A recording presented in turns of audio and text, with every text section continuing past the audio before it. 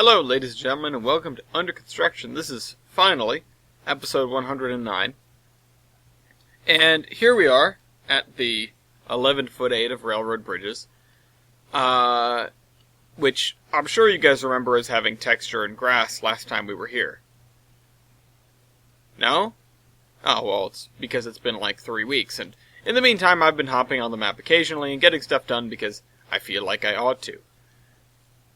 That said, nothing has been going right lately, so I've had no time to do anything much. Certainly not make a 2-hour-long video. I started making Under Construction 2 weeks ago, and then the game crashed about an hour in. So I said, nah, never mind. I'll come back to this later. I actually had to run out the door. So I said I would come back to it later. Narrator, he never came back to it. So here we are, 2 or 3 weeks down the line, however long it's been. And I actually completely ditched that original recording because, frankly, I don't really remember what was in it. I know that I talked about some things and maybe I addressed 1 or 2 comments, but I genuinely don't remember what happened, and I really don't feel like spending an hour to rewatch my own video to figure out why. And the route deserves the work, so we're going to go here, we're going to do this work. And I'll recover the comments that I covered last time I recorded this, and it's really not going to be a big deal. Also, there are a few things that have come up since then that I really would love to talk about, because, oh my god, they're awesome, like the Sabaton concert, which I got to mention on the Terminus podcast, but really, oh my god, I would love to just gush about it, because it was so much fun. You want to talk about a band who's fun in concert. I don't think the sound quality was top, but then again, it never really is. It's just loud. And there were a couple songs that maybe they shouldn't have done live. They did Attack of the Dead Men, which I do adore that song, and I love the context to it as well. But it really didn't come out well live, because it's sort of towards the towards the bottom of Joachim's register, and that, I don't know, it didn't come out as good as it could have. But, anyway. Let's see. Because the Sabaton concert is definitely something I want to talk about, but there are other things that have come up, and other things that, nothing serious.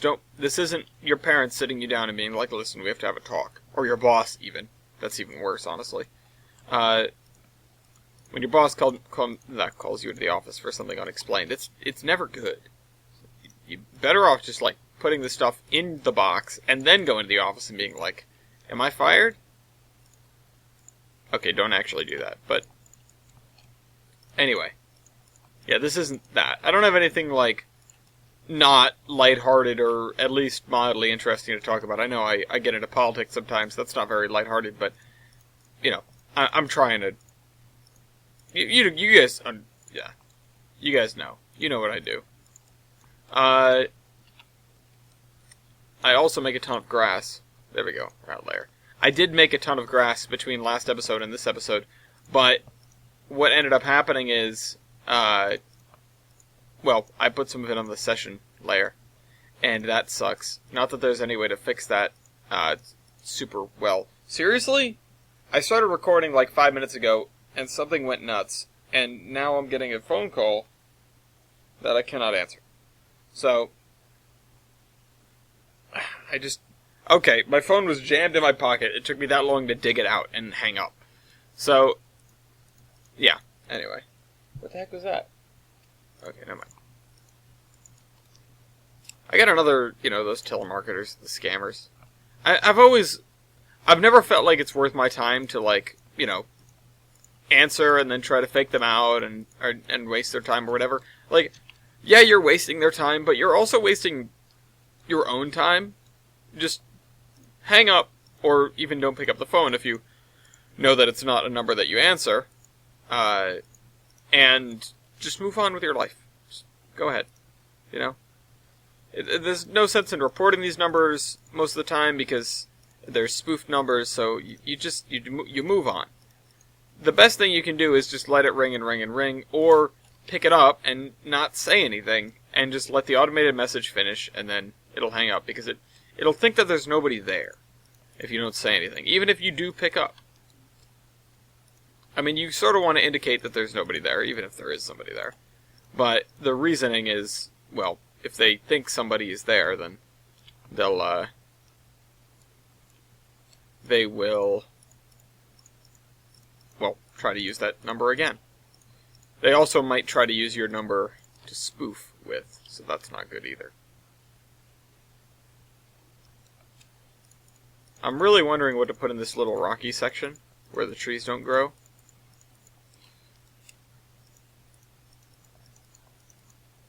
Anyway, somebody not asked for, but, oh yeah, okay, hold on. Where do I start with this story? So, maybe I'll come back to the Sabaton show. But I would like to say for a minute that I've gone down a absolute YouTube wormhole, the likes of which I have not been down in a very long time. And it is a wormhole of NFL films and SB Nation and John Boys and just crazy football stuff, which, as a 23-year-old millennial, really isn't my bag, or at least it shouldn't be. But it is. I watch a lot of football now. Like, a lot of football. I'm in 2 fantasy football leagues, and that's more than most people my age. That's certainly above average. And yeah, so I don't know exactly what to do about that. Not that it's a bad thing, but it's just the way things are right now. And the thing is, I'm just left wondering where it came from. Because throughout my teenage years, I sort of cared about sports. I mean, I cared a little bit. I did fantasy football with my dad, and that was pretty entertaining. But I only played in one league, and yeah, it was for money, but I wasn't really playing for money. It was just that was the buy-in, and that was okay. And then it's like, I can, like, enjoy all these games if I watch a ton of, or if I'm in more than one league. That wasn't my thought process, but that's what ended up happening. Yeah, I was in the one, and then I moved into the house, and I now have a second one. A second fantasy football league. This one is with the Horsemen, and it's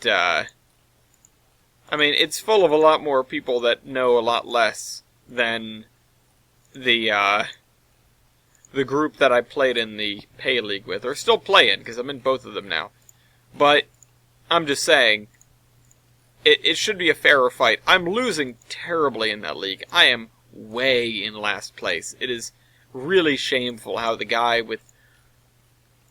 I wouldn't say the highest, because my dad's in there too. He's just sort of like the token. He's better than all of us, even though he's not way out ahead. But even though he's in there, I'm probably second or third in terms of fantasy football experience. But, like, I'm getting destroyed. I am having a really poor time in that league. And so I started paying more attention because I was like, I wanna win, you know?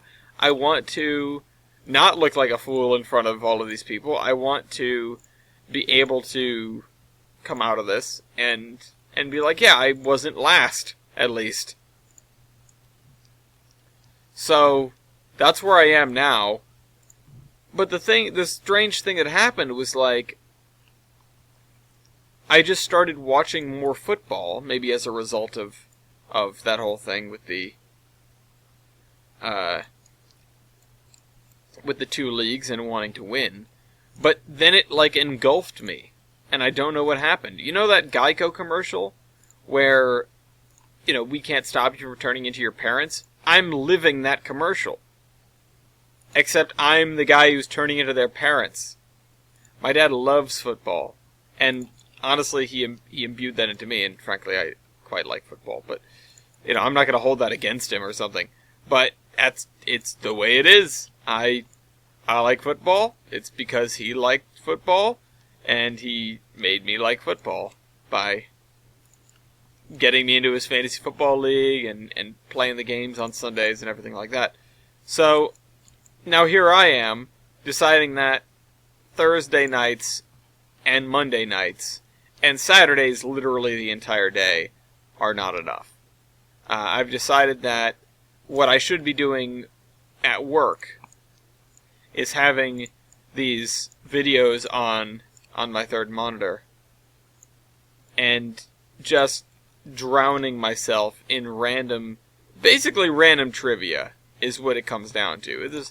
There's not a whole lot to take away here. It is, it's very interesting, but it doesn't help me. It's just interesting. I saw a 51-minute video on punting.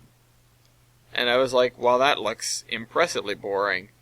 And then I turned it on, and then I watched the entire thing and was riveted.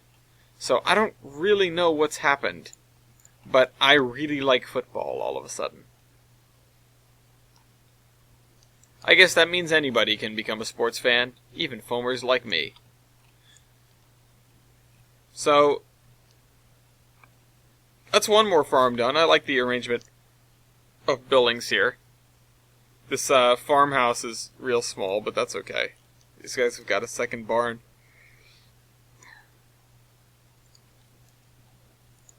The other thing I can do is add a small, attachment or another small house. That might actually work as well. Sewage pumping station.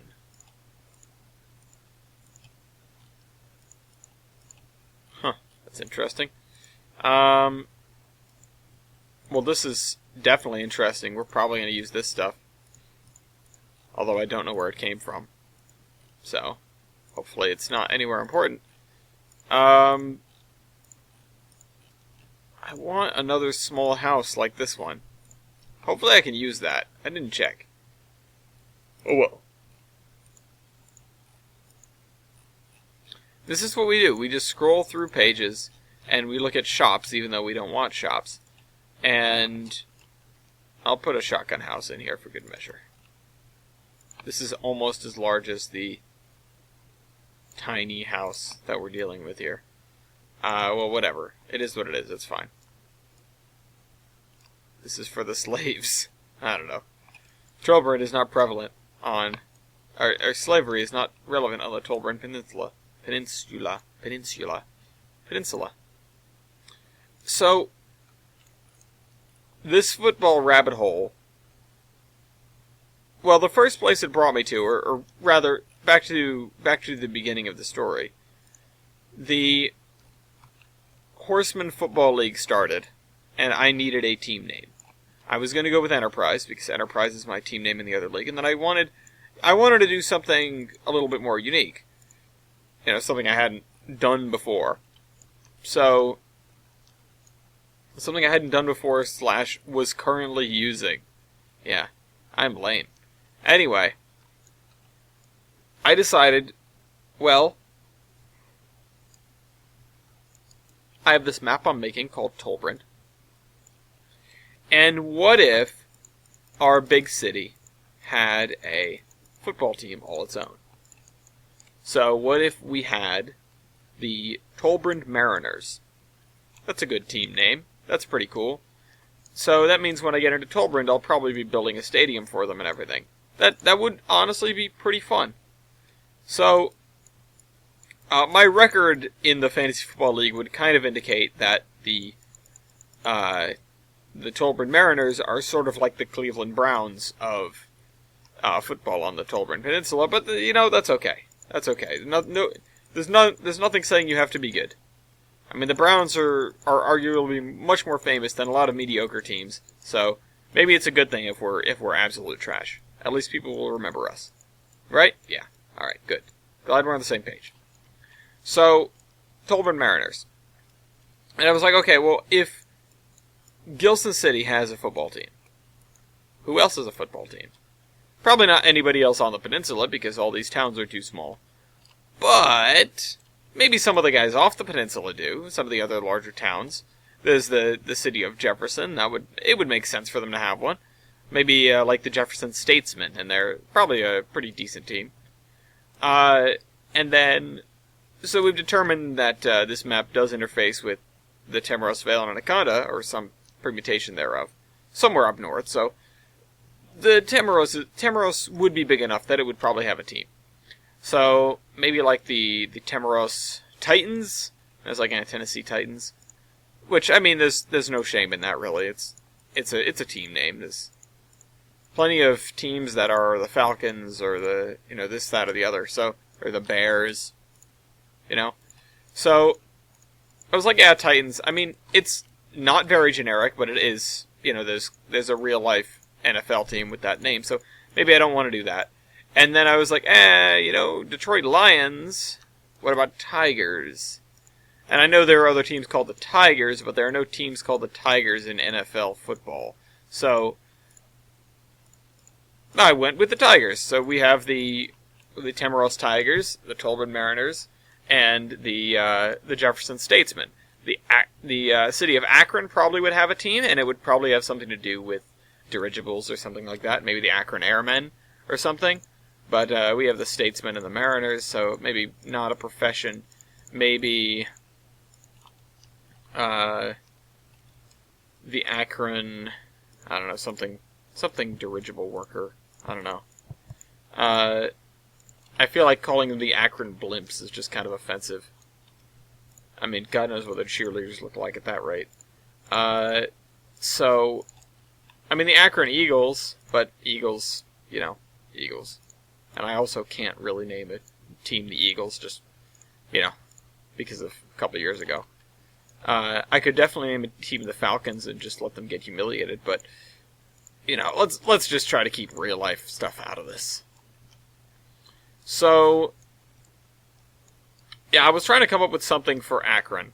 But the one that was really vexing me, because I have a goal in mind and I can't seem to make it happen, is the town to the south of Tamaros.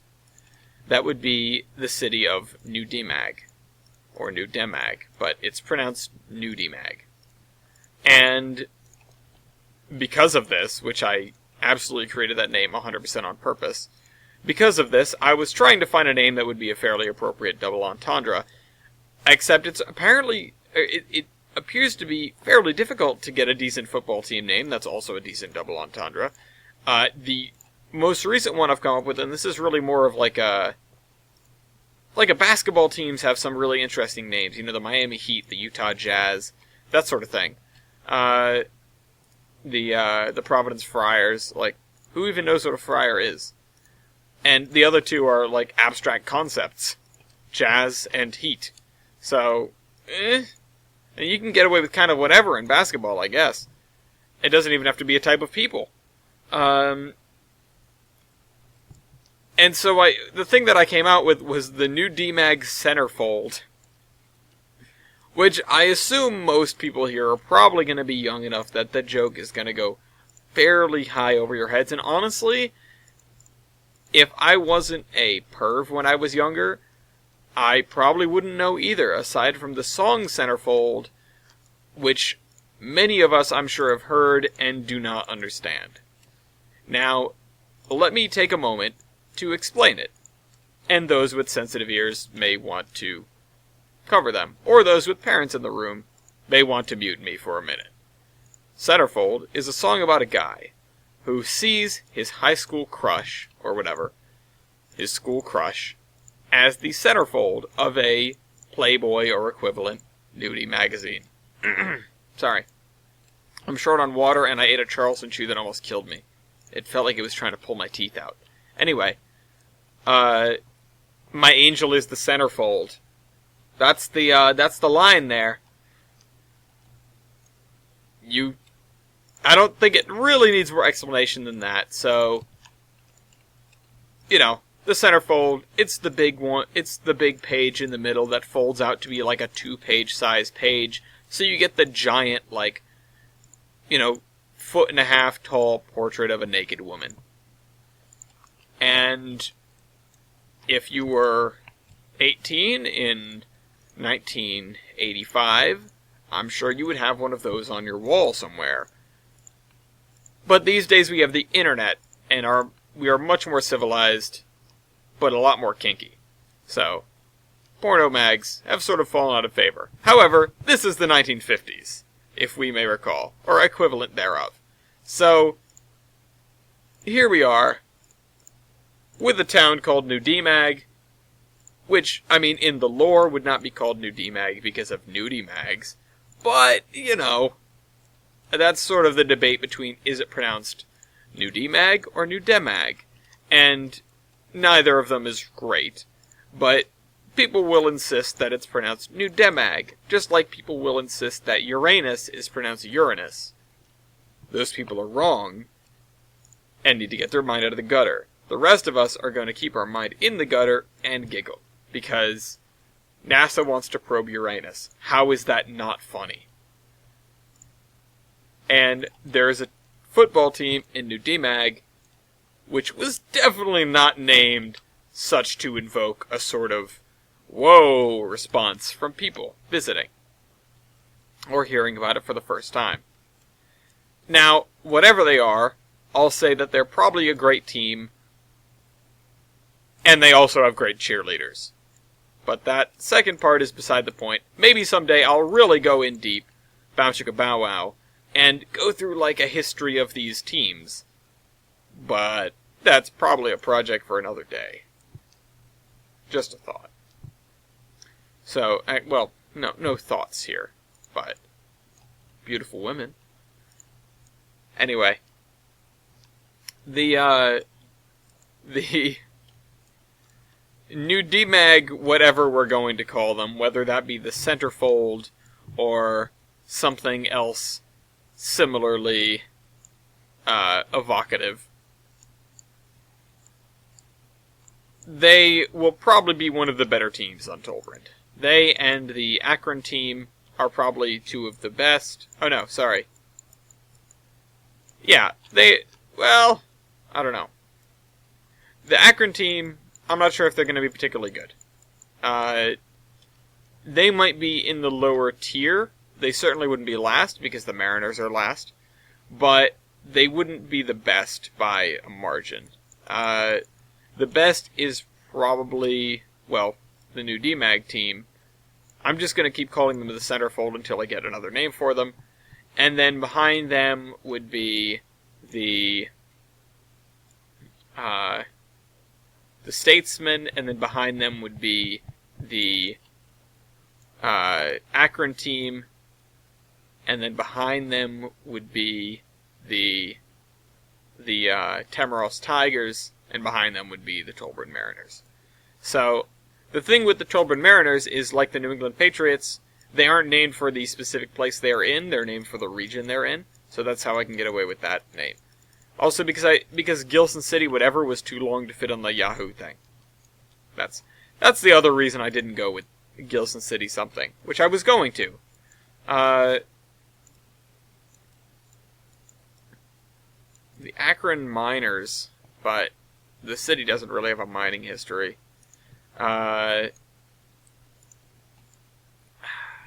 so I need team names for Akron, and you can pay homage to the fact that they are a great locomotive builder in the early time of Tolbrand, or the early railroad time of Tolbrand. You can pay homage to the fact that the USS Akron was one of the largest dirigibles ever built, and one of the largest used in military service, and also probably the coolest. You cannot really launch planes from too many other dirigibles, so that wins in my book.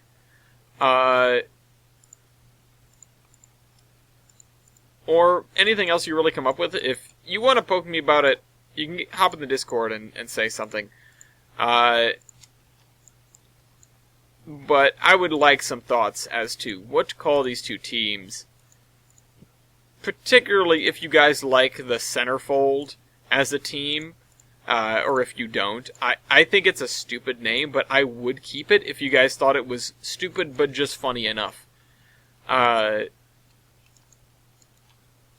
really, I don't know what compelled me to create the city of Nudie Mag and the NDTNA, which is, Nudie Mag T and A, which, if you don't know what TNA is, I'm not explaining that one, look it up on Urban Dictionary.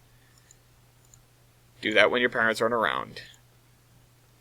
Or if they're hip and fun parents, then do it with your parents, but it'd still be awkward. I watched Game of Thrones with my dad. Yeah. There were ups and downs.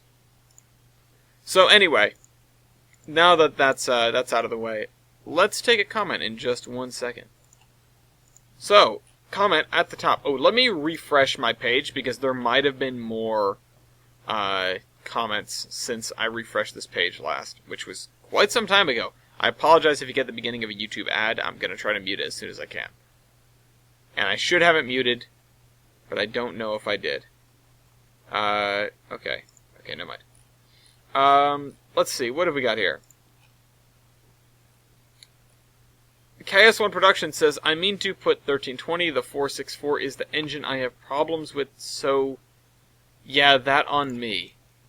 Okay, so wait, what is the 1320? Well, we know he said it was the Hudson. Oh, crap.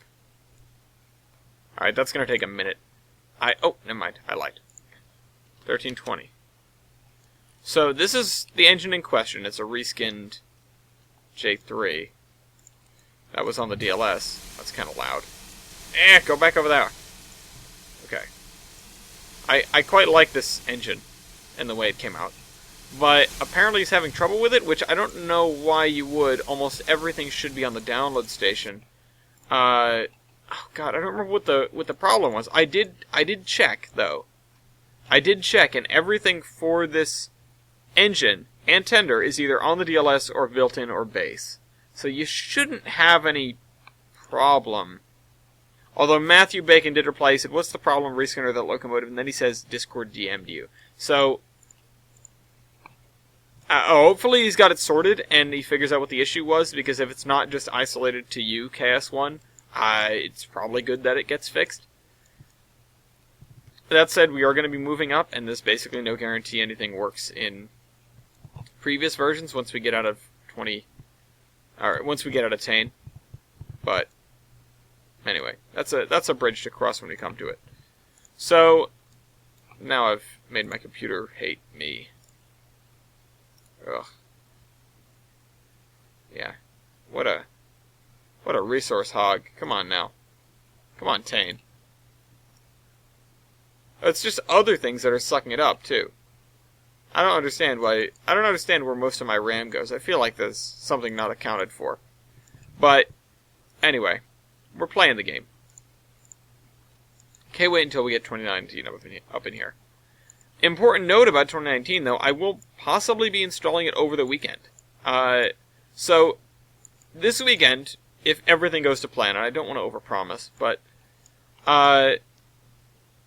if everything goes to plan, I will be making a stream where I try to speedrun the construction of a number of small modules which are going to be used as structures for the Iron Horseman modular railway. That's something that we brought up on the podcast, and I kind of wanted to dig into a little bit more, but I'm not sure what kind of questions people have or what people's thoughts are. It is something we are doing over the Discord, and some people are already working on their modules, which I commend them for. But at the end of the day, it's going to come down to me to make them fit together, and that means I'm going to need some intermediate modules and some other important modules like, well, even long straight sections, or sometimes curves, or junctions, or interlocking towers in a couple of cases. So I am... if somebody builds some long straight sections, say that somebody builds one with 2 tracks and the next module over has 4 tracks, I'm gonna throw an interlocking tower in the middle there, and delete some of the tracks, but have it be 2 tracks on one side and 4 tracks on the other side. And it should be fairly straightforward and should work, but I don't actually know if it will. I don't know what happens when you merge a route with an interlocking tower, much less what happens if you do it more than once into the same route. So it might just break everything. There's a non-zero chance that happens, and so I wouldn't hold my breath for the viability of some of these things, but this is what I want to do. I have 13 segments planned out, and 2 of which are kind of boring, but I'll cover them all. And I did write this out in the Discord, so people have already probably read this, but I wanted to be able to expand on it a little bit. The 13 segments, I mean, they start with the center segment, which is going to have... It's going to be like a 4-legged junction. I'm not exactly sure how I'm going to set up the track arrangement for that. That's something we're going to probably figure out during the stream. But the goal is to have 4 tracks heading in each direction. Now, I don't know if that means it's going to be a 4x4 diamond in the middle, or if there's going to be, a 2x2 diamond, and one track goes off this way, and one goes off this way, and whatever. I know that at the end of the day, it's probably going to have an interlocking tower, and it's probably going to be fairly complicated and annoying. In the description that I wrote for it, in the short blurb that I did, I'm pretty sure that it's going to be 3x3, so you're going to have a tile of lead up, and then a tile of junction, and then a tile of, exit, no matter which way you're coming through. That should be fine. It should be enough room to get everything done. I might have to expand it. Currently we're doing things like, we're putting the tracks, or single track in the case of a single track tile, at the middle of the edge of a tile, although that's kind of difficult to do. And my second thought was actually saying put it at the edge of one, the edge between one tile and the next, so everything would be minimum 2 tiles wide. And I would actually like that a lot more as somebody who likes more scenery and wider spaces, but these are supposed to be pretty cheap and dirty modules, so if you don't want to have to build something that's basically a mile wide, that's fine by me, really. I don't know if it's the best decision to do things one way or the other. I am going to be going with the V1 setup at first, which is going to be these 13 modules. So there's going to be a 3x3 junction module with tracks going in all directions and meeting in the middle. There's going to be a 1x3 or 1x4 interlocking module, probably 1x3. So there's going to be one of those running north-south and one of those running east-west. Because those who have tried to do this before probably know that you can't rotate a route when you're merging it with another one, which sucks. But it is what it is. So I would have a north-south and an east-west version of that to contend with any issues. Any other issues would be solved by 4 turns. So a north to east, an east to south, a south to west, and a west to north module, which would each be about 2x2 for nice long sweeping curves. All these modules would be designed with 4 tracks, and then if you were working with them and you're trying to connect to something with less than, you would just delete. If you're merging a module with, if you're running up to a module with 2 tracks and you're trying to put in one of these interlocking towers, then you can probably just put in, you can delete the outer 2 tracks. They're going to be forested modules. They're going to look not unlike this area of Tolbrand, because this is what I know how to make right now. And there's just going to be these fences on the edges of the tracks.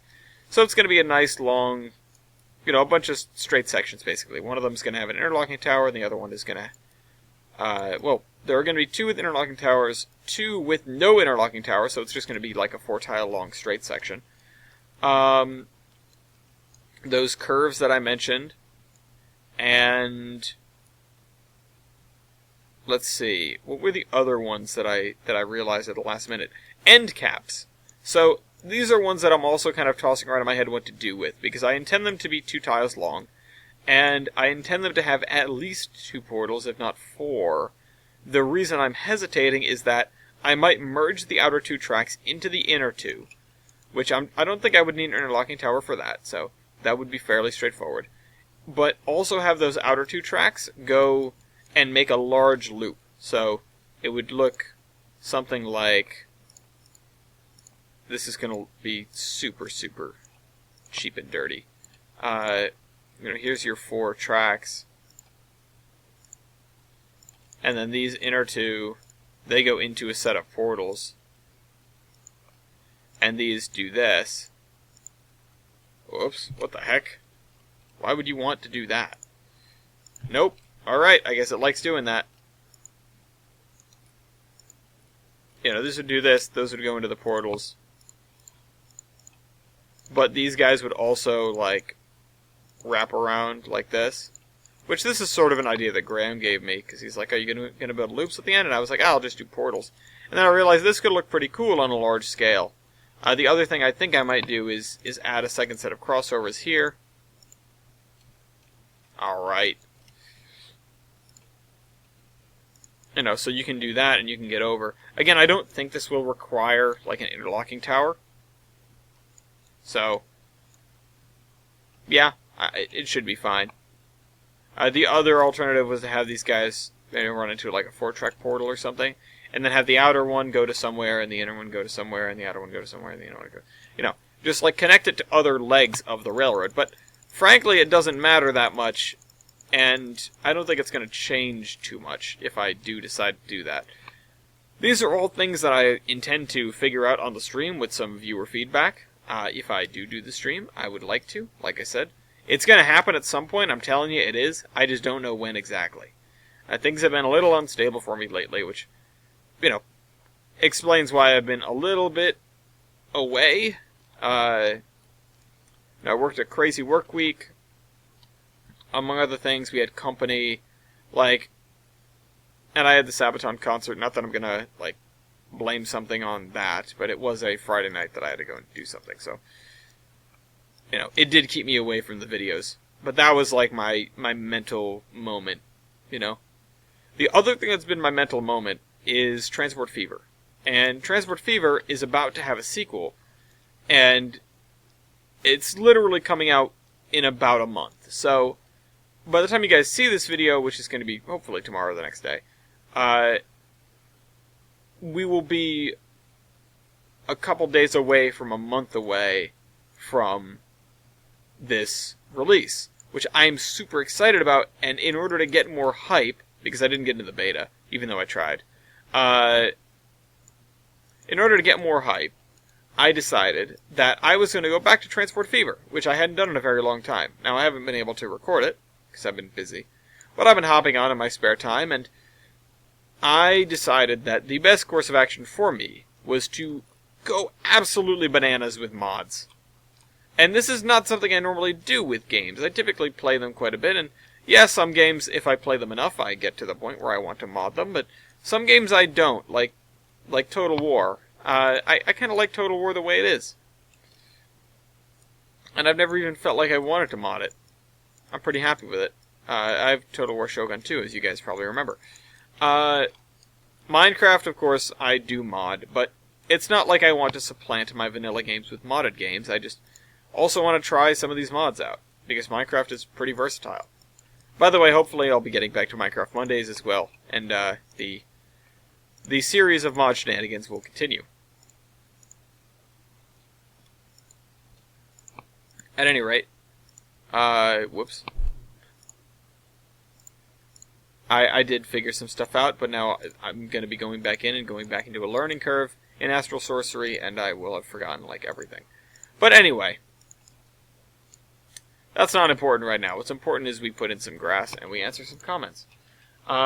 Brady Cure said, I agree with Weibold fully on communism. I am fairly certain this was in reference to what I mentioned about Chernobyl. And it is really... see, here was my thing about it, and I think I did mention this last time. It's hard to necessarily fault the ideology of communism for Chernobyl, because at the end of the day, it was caused by a lot of people just trying to make the guy above them happy, and also a pretty flawed reactor design. So, you could also say you're scared of nuclear power because of Chernobyl, and it would probably be just about as invalid, because, we don't have reactors like that anymore, and we didn't... I don't know. The Soviet Union was the Soviet Union. The Soviet Union was a brutal place for people that did not obey. And at the end of the day, it really had nothing to do with their economic system. It had to do a lot with the fact that they effectively... or not effectively, they were a dictatorship. And that right there is the problem. You can have communism in a democratic state. You can. Not saying it's gone over well before, but I'm saying that the economic systems and political systems of countries are two separate things. And it's hard to blame Chernobyl for communism. Yeah. Oh, I mean, that would make sense too. But it's hard to blame communism for Chernobyl. At the end of the day, it was because of an authoritarian regime that came to power due to the Bolsheviks, if we're going all the way back.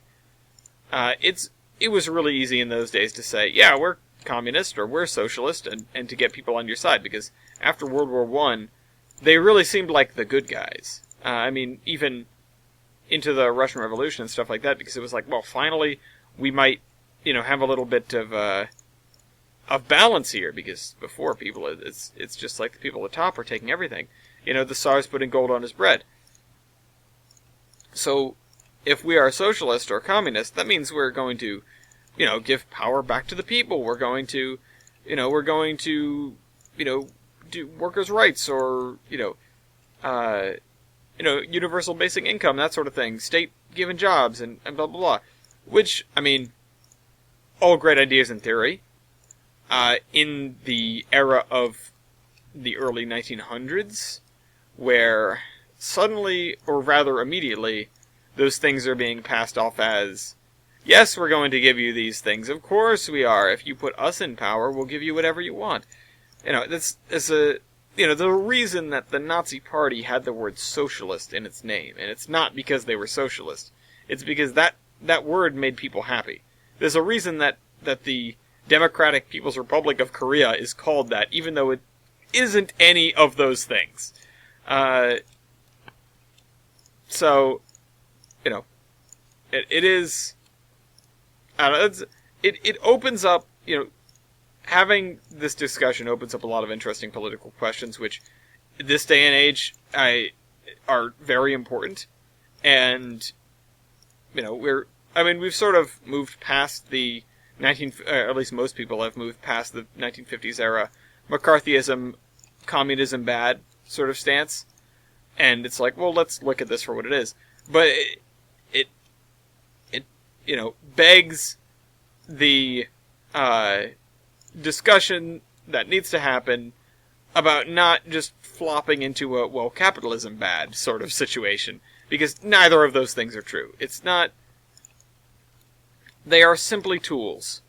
They are simply tools. They are systems, and parts of each can be applied appropriately to create the perfect union, or a more perfect union, so says the Constitution, I believe, or the Declaration of Independence. More perfect union. Is it? It's an important document. My American history will sometimes just evade me like this. It's been a long time since I was in middle school. So, yeah, I apologize if I'm choosing the wrong documents here. I don't think it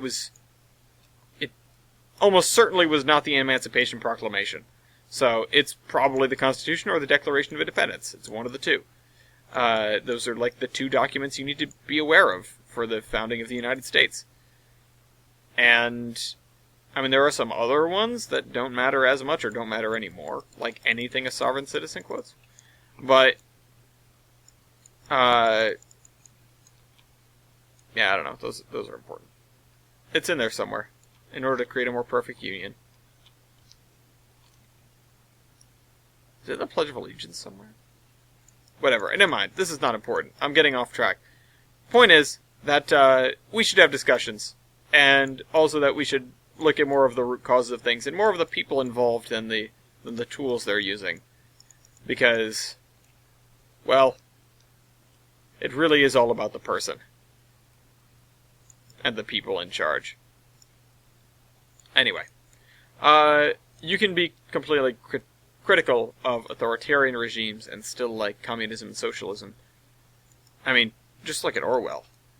Anyway, Adichie Cheney, I didn't know I said can't, I mean can.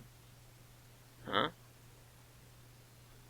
Oh, sorry, it's in relation to his other comment. Reply to yourself or edit your comment or something. You can edit comments on YouTube. D. Cheney, 11. Questions on my multiple industry when I put more than 2 queued, and when I'm trying to put it to the track to pick up or drop off, nothing shows up on the product screen. How do you know how to fix that? Yes, you replace the industry and try again. That's the way that I've found to fix that. It happens to me all the time. I can probably get it to happen right now. Let's see.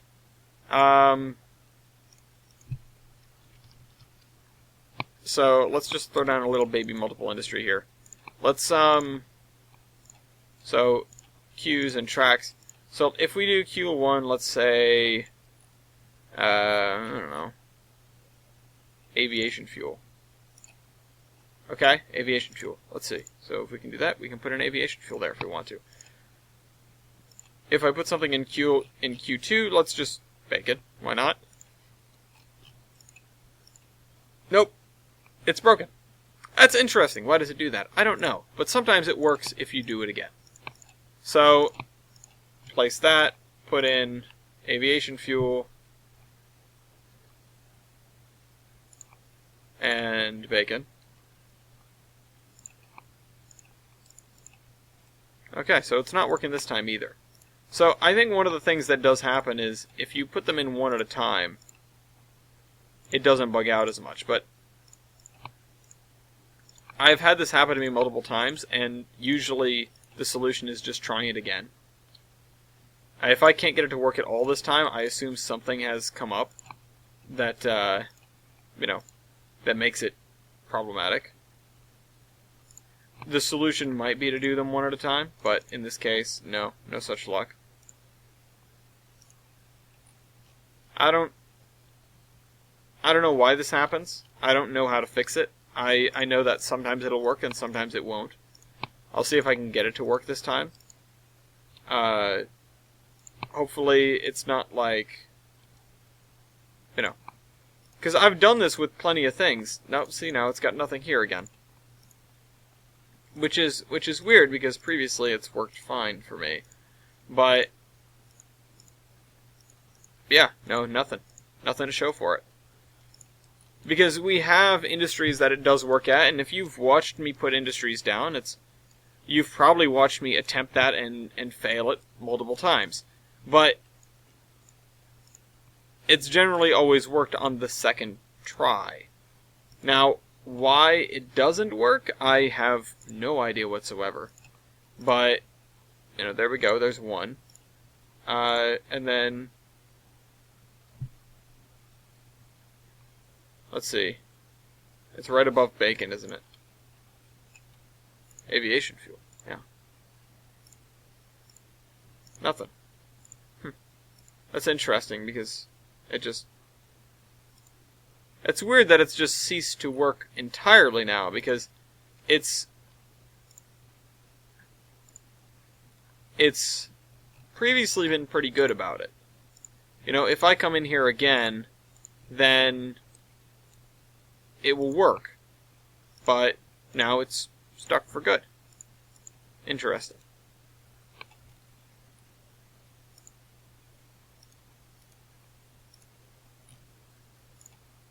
I would like to know why it does that.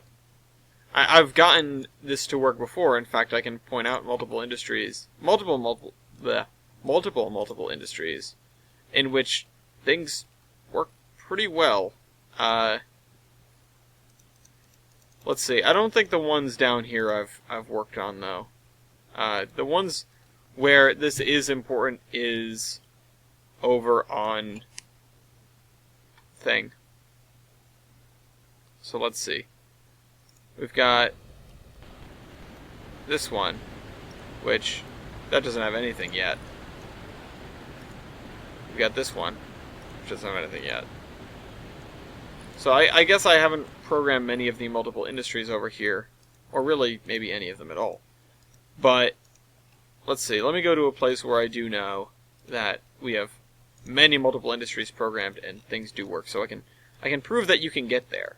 And the thing I'd like to ask DT is, what version are you in? Because, so this is happening to me right now in Tane.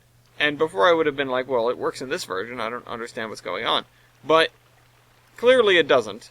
So there's a question here. Where is my mill?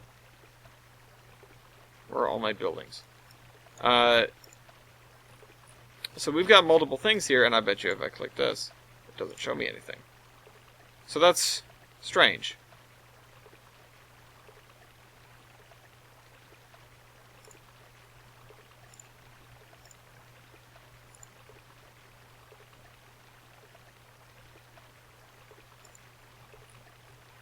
So I'm glad I got this work, because it seems to have gone completely out. Maybe try an advanced database repair or something. Because it was doing it to me sporadically, and now it seems to be doing it every time. I don't know what to tell you. Before I could get it to work if I really tried. Maybe if I use a regular... Oops.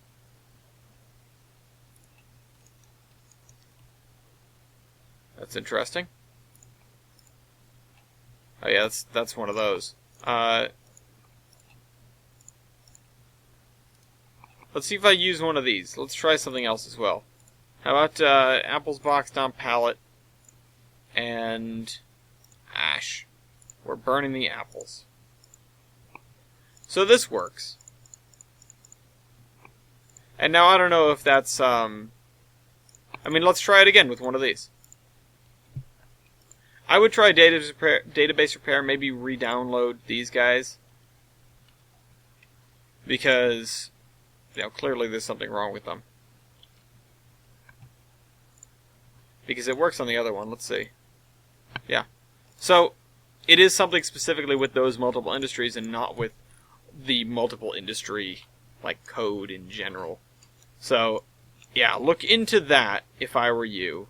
Do a database repair. Re-download those things if you haven't done them already. I want you to know what you did to fix them, or what you have attempted, rather, and if it fixed them. Because you're probably not going to be the only person that has this issue. Clearly, I have it as well.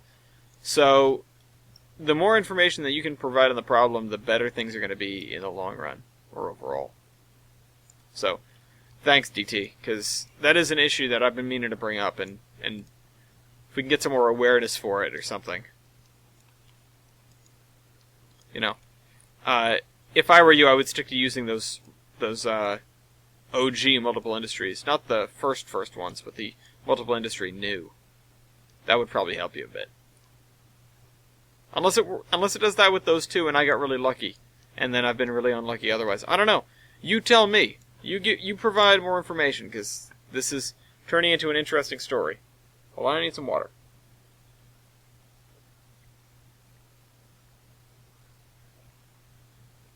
Speaking of water and interesting stories,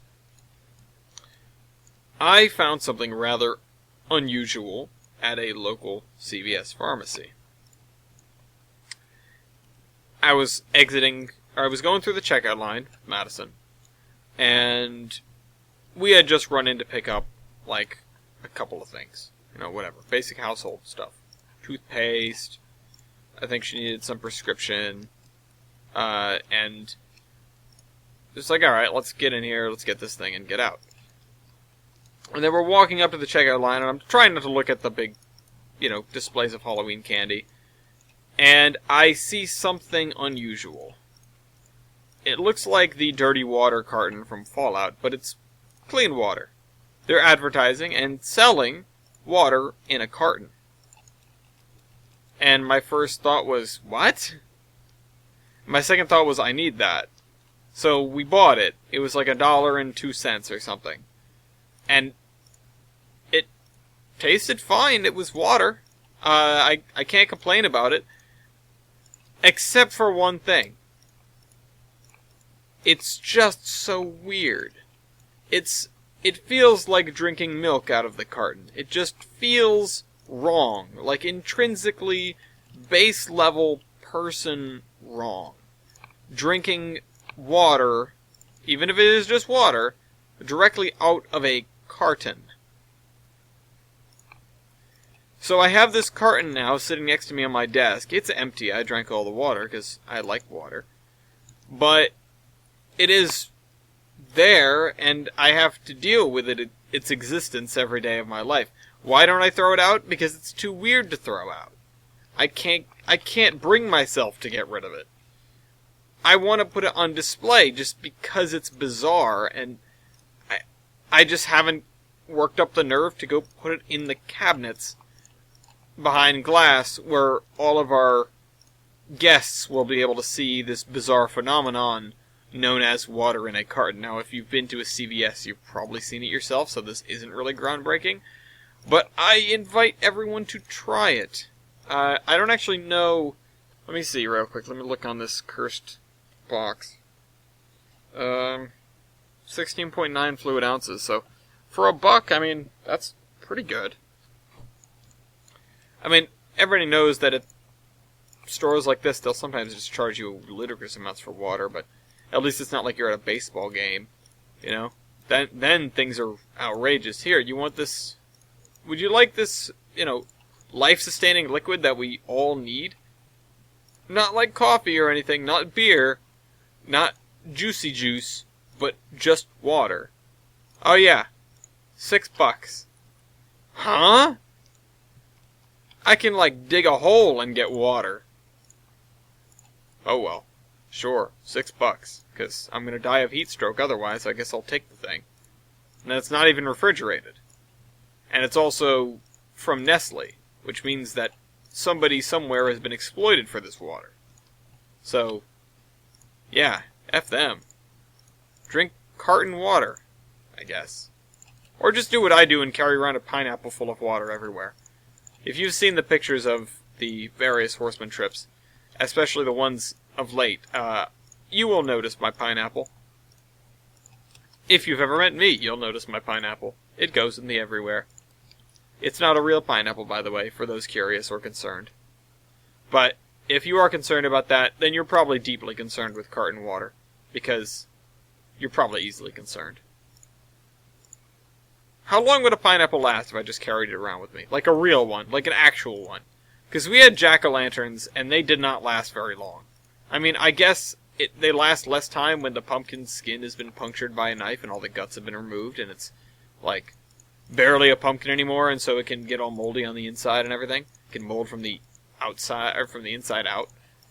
So I guess that's bad for it. But, like, we only had them for a little while, and then they just got squishy. Like, they got moldy and squishy, and I had to go dump them in the backyard, because what else are we going to do with them? I had Madison help me carry them outside. They were sitting on top of a plastic tub lid on the kitchen table, which is where we carved them, and then we didn't put them out because it was just absolutely horrible, miserable weather on Halloween. We got 0 trick-or-treaters. I swear to God, I heard somebody's barrels, like garbage bins, taking a trip down the road. It was so windy, I just sat in the living room, or in the game room, I guess, in the den where I am now, and played some games and listened to the house creak. And it was unnerving. And I was like, something's going to happen. Like, something's going to give. We're going to spring a roof leak or something. I swear, it's about to happen. And we did, but not in anywhere important. Apparently there's a leak upstairs from the high winds. But that hasn't been super prevalent, and I didn't notice much, like, result from it, like water everywhere, and hasn't really cropped up again. So, I'm guessing that was a one-time affair due to the crazy winds, although I do have to get up there and look for a hole. The takeaway here, the thing that stuck out to me the most is 2 new giant water stains on the drop ceiling on the porch. Now, we all knew the porch needed work, but now it just has become more urgent because clearly the ceiling is in dire need of repair. The roof, I mean. And so I'm going to have to talk to a cousin of mine who knows how to do that stuff, and hopefully we can get a new roof and we can get the chimney repointed and just do a whole bunch of other stuff. Someday, somewhen, somehow. Speaking of things that will happen someday, sooner rather than later. So my clock spring finally showed up in the mail. The thing that I need to get my horn to work on the wagon. Which is good. It showed up alongside my air conditioning condenser, which is also good, but kind of useless at this point in time, for obvious reasons. There is snow in the forecast, and I'm excited to drive my car around in it, but I seem to have developed an exhaust leak, which isn't really a problem, it's just kind of annoying. And I'm looking at getting a new overhead light, because the one I have is cracked in half and fixed with super glue. So, that's less than stellar. It works, but it rattles like hell. Madison despises it, but, well. It doesn't exactly tickle my fancy. I want to replace it, but boy, is getting parts for a 25-year-old car difficult. Bet nobody would have expected that one. But they are my children, so they must get work. I'll put up with them. So that's your Volvo stories lately. I haven't been driving too much of anywhere. Whoa! I've just been either working or sleeping. Really not much in between, except for the modding of Transport Fever, which happened over the past week or so, and then the podcast, which followed it, because that I actually had time for. And this, of course, that I'm finally doing. Aside from those things, I've really done not much but work and sleep. And I kind of wish that I was as busy, or not as busy, but I wish I was even remotely close to as busy this week, because I'm going to have to go to work tomorrow and be like, I worked on some stuff, sort of, over the course of this week. But not much. I have to submit my timesheet like, yeah, I mean, I did some stuff, just not much of stuff. There we go, we got another field covered in grass. If only we had grass things. Let's turn that off so we don't have to face the blinding blue. This really does add what we needed to these fields. It's subtle, but it's so good. Now, I don't know... See, this is a straight line, so we can probably do this side, but this triangle in the middle, that's going to thwart us and vex us, most certainly. Did I put a, no, I didn't put a box here. I probably could. Could/should. Uh-oh. Do you have any other comments? Brady Cure says, yeah, I love my storage. I got over 4 terabyte storage on my XB. Some more hard drives are coming. How did you get 4 terabytes of storage in an Xbox? That's kind of ridiculous. I'm impressed, but damn, that's a lot of games. I don't even play like that many games at once. I installed some stuff because I was like, I'm not touching this anymore. I uninstalled Halo 5, which I loved Halo 5's multiplayer. Story was but the multiplayer was probably some of the best we've seen in a very long time. Of course, it didn't have split screen, which was an absolute tragedy. You might even say a travesty, which is basically it's so bad it's funny. That's the actual meaning, by the way. It's not just a funny pronunciation of tragedy. I need more water. And somebody pinged me. What do they want? Oh, never mind.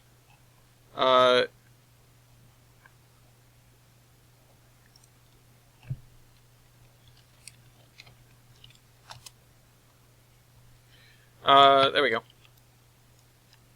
Okay, so this. I'm going to continue ballasting this. I still don't know what to do over here. That's something I want to figure out, like, today. But the thing is, it needs the trees around it first, before I really dig into it, I think. So, I don't know what to do with it exactly. We have areas with the trees that we can probably touch on. If I want to do some detail work, there are definitely places for me to do it. But, like this and this, I'm so close to getting so much farther.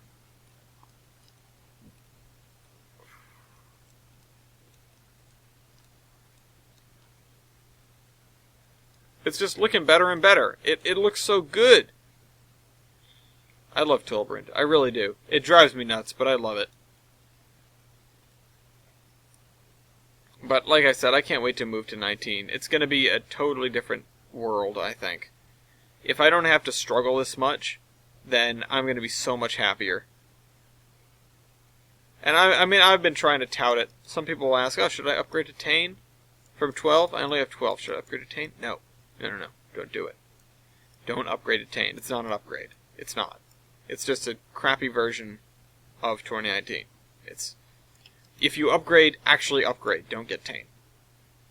Wait until 2019 goes on sale. Yeah, you might not get like the Super Duper Edition with all the DLC, but if you really want it, when you have the money, you can either buy it, or do one of the little subscription packages and get your content vault and whatever. I don't know how that exactly works, but if Milky has it, I think... does Milky? I thought Milky had it. I'm not sure if he has it. I know he might have had it. Either way, people were all up in arms about subscription, blah, blah, blah. I don't think it's that bad. It seems to be actually pretty cool. So, we can do this side, just not that side.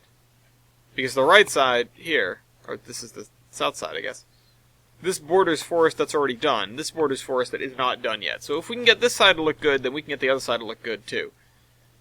So that's our goal right now, I guess. And then we've got to go up to Bristol Curve and start working on some of the other stuff there.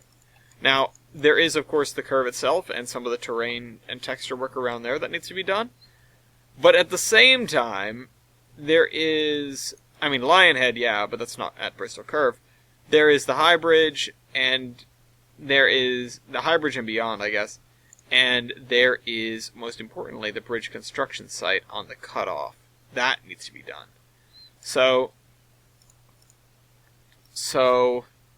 yeah.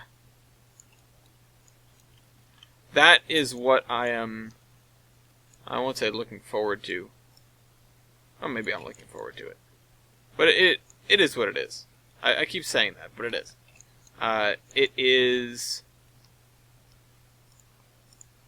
I want to see it done. And even though I may not feel like prepared to do it, I intend to see it through. Like so many other things in this damn map. It has been, just like any real project, you know, it has totally been shot in the dark after shot in the dark after shot in the dark of like, is this going to work? Is this going to work? Is this going to work? And amazingly, sometimes the answer is yes. Sometimes. Not always, but sometimes. And that, I think, is the best that we could possibly ask for with regard to what we're asking Tane to do. So, yeah, I think it's alright. You know what I like? I like this grass. But I want to find something slightly different. Let's go back over here.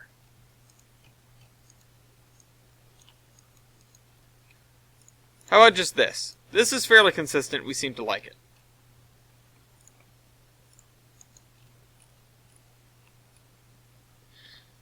It does look weird, but it looks okay. Look how much we've gotten done. This is amazing. Every time I look back at this map, I'm more and more excited and happier and happier about how things are coming out. It's looking at the map and just actually zooming out and being like, wow, look at it. You know, like when, because I haven't been like looking at Tolbrand the same way in a few weeks. You know how if you hang out with your buddy every single day, you don't really notice his hair is getting longer and longer and longer. And then if he gets a haircut, it's like, whoa, you got a haircut. I mean, I noticed that my boss got a haircut the other day, and I was like, hey, did you get a haircut? And he's like, yeah, you're the first person that noticed. And I was like, well, that's interesting. I mean, we share a small office, but you think, like, his wife and kids might have said something. But maybe they already knew, so they didn't count. I don't know. I didn't ask questions.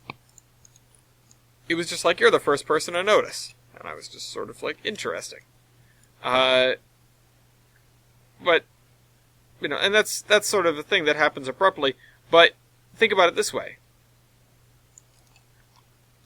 So, you see your friend for a while, and you notice his hair is growing and growing and growing. And you know it's growing, because he's not been getting a haircut, and then you talk to him on Skype or on Discord or whatever, on your voice program of choice, or you talk to him on the phone, and he talks about how, you know, his grandmother's getting like, your hair's so long, why don't you cut your hair? My grandmother does that.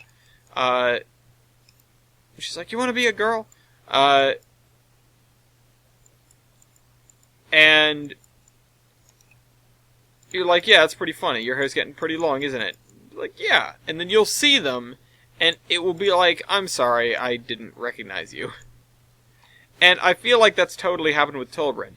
I finally got the chance, not by my own free will, but I finally took a step back and didn't work on the map so much for a couple of weeks. And so then I come back to the map and I look around, and it's just like, wow, look at this place. It does look different. It looks like, it looks, whatever. It looks so much bigger than I remember. It looks so much more done than I remember.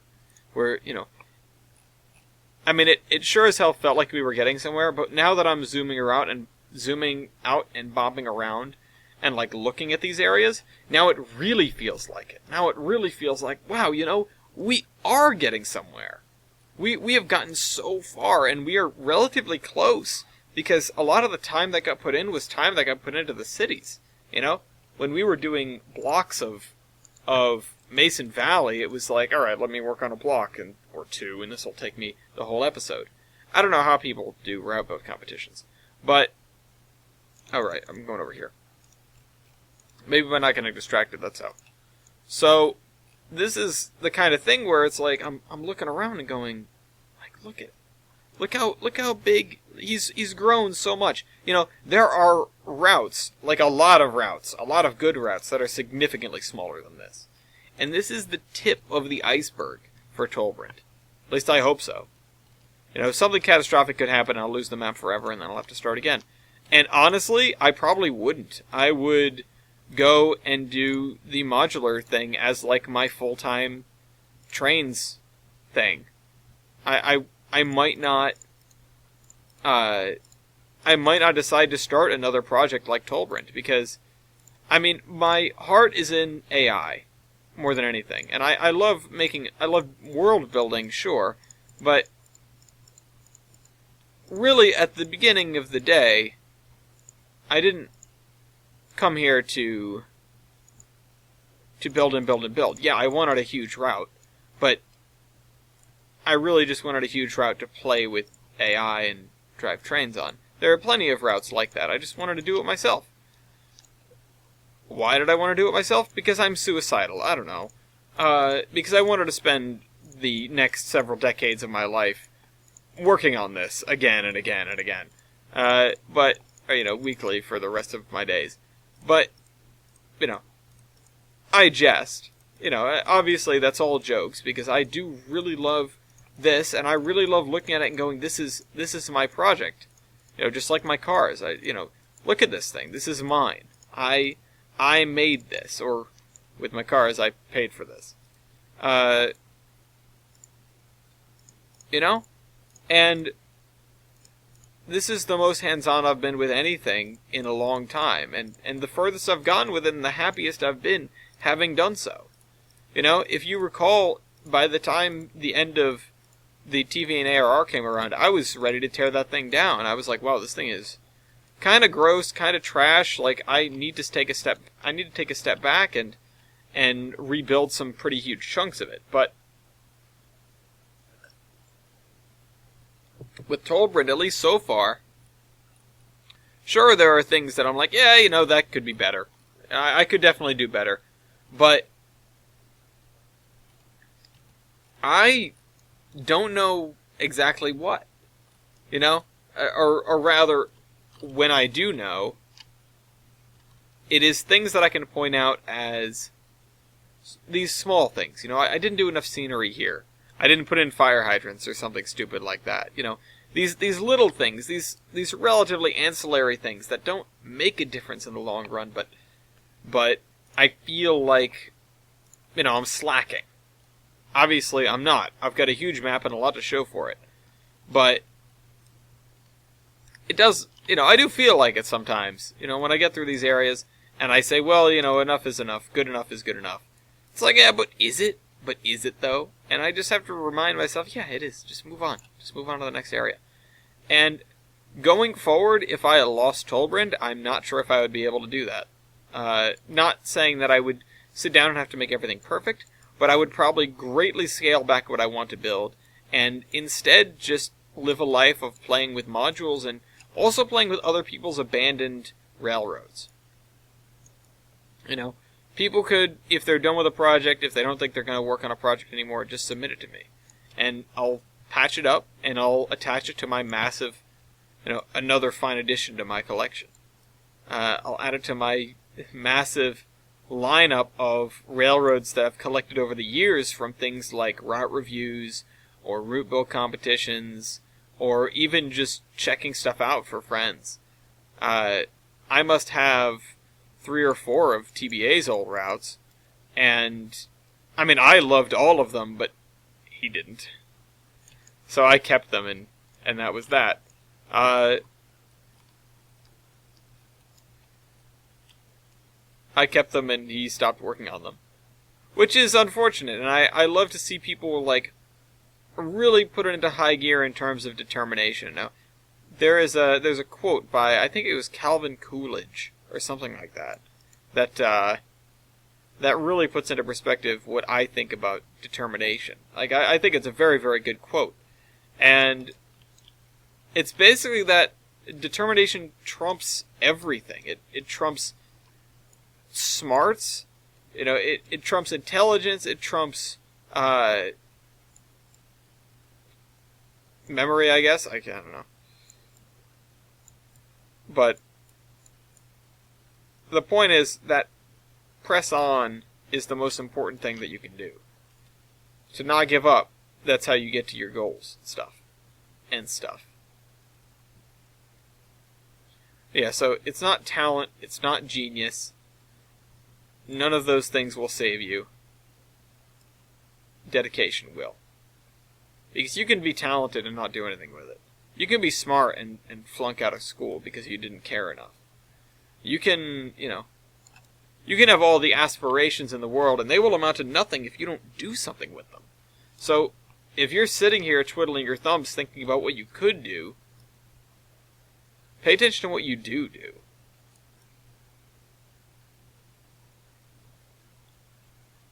And, maybe that should be twofold, It will make you think twice about a decision to not do something.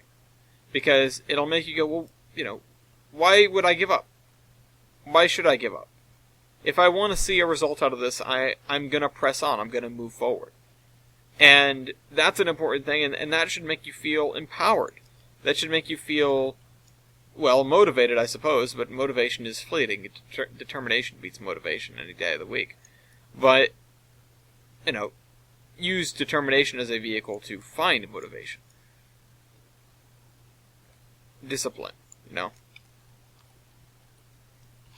So, that's the one side of it. The other side of it is it should make you feel good because you'll spend more time looking at the things that you have accomplished.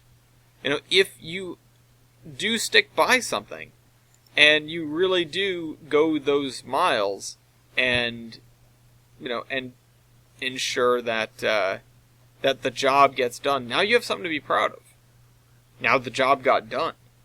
Now that's one of the most important things that you can have at the end of the day. A product.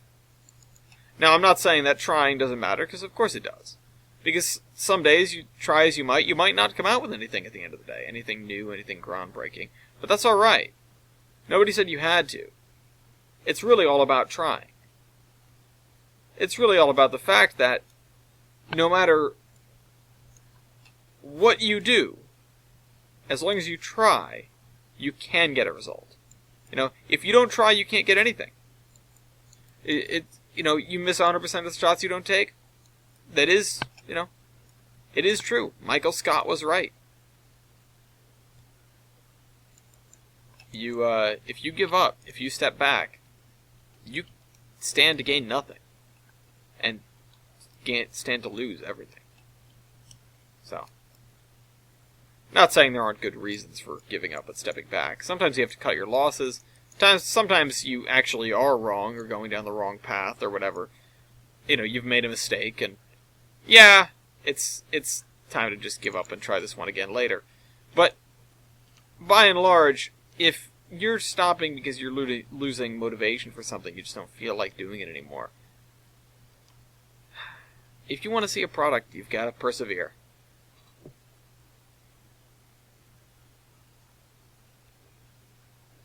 If I didn't do that, we wouldn't have Tolbrand. So, anyway, That's going to look even better. So we've got 2 fields now. I need to copy and paste some of these little... Oh no, I don't want to do that. I just need to copy and paste. Put the brakes on! Don't copy and paste anything. Okay. So we can continue going ballast down this way. Let's see. Do we have another comment? We do. The anonymous P51 pilot says, could you add in a road lift bridge that also has rails? For reference, look up old Nahiola Bridge in Pennington, Alabama on Google. I'm asking this in honor of my great-grandfather who recently passed. See, if you find me one, I will use it. If you can find me one on the DLS. I've downloaded a lot of drawbridges. I will go through them in honor of your great-grandfather, who, you know, I'm sure had a long and storied life, and you know, because you're asking in honor of him, I can assume he was a good man and not some sort of deadbeat. So, you know, I would be honored to add something in his name on the railroad, or on the map, certainly. I could name even one of these creameries after him, but that's not what you asked for. What you want is one of these bridges. So, I don't know. So, road lift bridge that also has rails. So, the issue is we don't have a whole lot of road bridges at all. So, if I punch in lift, you know, we've got a lot of vertical lift bridges. We do. But most of them do not carry road. This one does, but it doesn't have rails, so it fulfills one of our requirements, but not both. That doesn't help. This one is the same bridge, except it has rails and not road, so that doesn't help us either. This is only rails, and these are a lot of very small lift bridges that are all on the same theme and don't do a whole lot, so they don't help us very much. Something like this, because it doesn't have a, that's not right. Because it doesn't have a divider in between the girder sections, we could hypothetically add some sort of roadway over top of, you know, let's see, like this. You'll understand what I mean. Add a roadway on top of the bridge and make it look like that it's a road and rail bridge. You know, you've got street running or something. Could I do that? Yeah. Would it look good? No. Not really. Especially with the drawbridge part. Maybe if we made sure that the drawbridge was never up, but I'm not sure how you would ensure that, and at that point you're kind of defeating the point of a drawbridge. But, I mean, you can do something like this. Look at this. This is about as good as we're going to get. I don't think we have a road bridge that also has rails in it. But, I mean, this looks pretty legit, I'm not going to lie. It could use some guardrail, but it looks pretty legit. I don't think we have anything... I mean, we have some comparable stuff, but it's all fairly minuscule, and most of it, I don't know how you would get a road on there.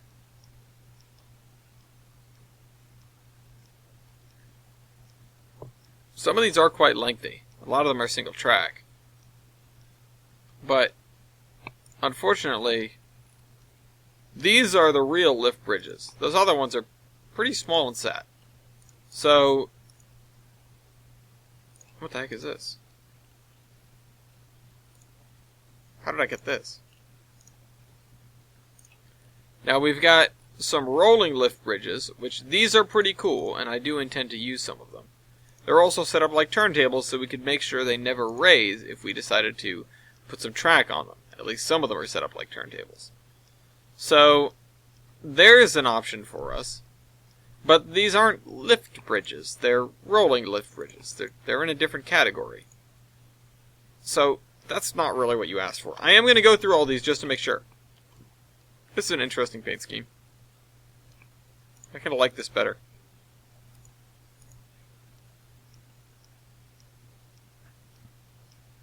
Any of these 2-track bridges we could probably get away with. And any of the ones that are set up with turntables, we could probably actually use, it would just end up being really kind of difficult.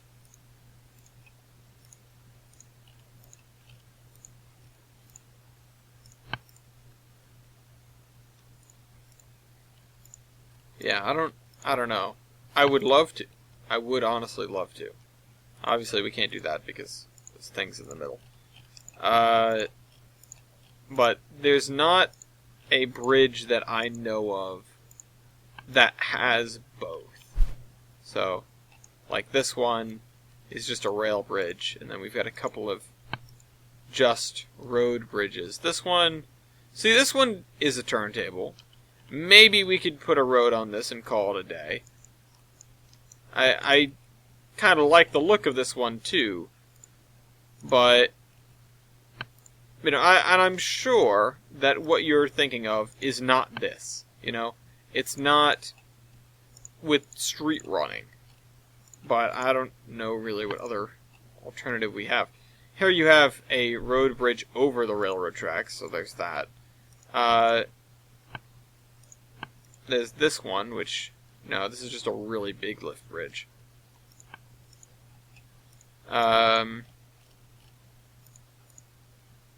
Footbridge lift. There's this one, which I think I've used somewhere else, but that doesn't have tracks on it. Actually, what I can do, this just has a single track on it.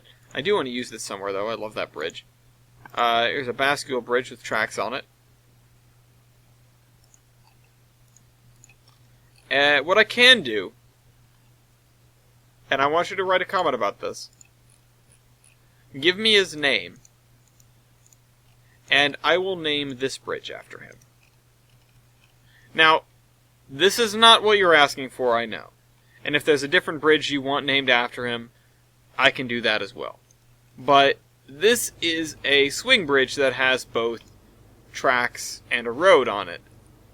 So it's really as close as I'm going to get. Now, these are your options. I'll present you with some options. You can have that bridge. You can have this bridge, which, I mean, that's a pretty hefty bascule bridge. You can have, let's see, that bridge, not that one. It's not even a drawbridge. You can have this one, which this is exclusively trolleys, but it's still a drawbridge. But I think everything here is a drawbridge, yeah, so bascule bridge, this swing bridge you could do if you wanted it. It's loud over here. And I guess there's supposed to be a drawbridge there. I will get to that one.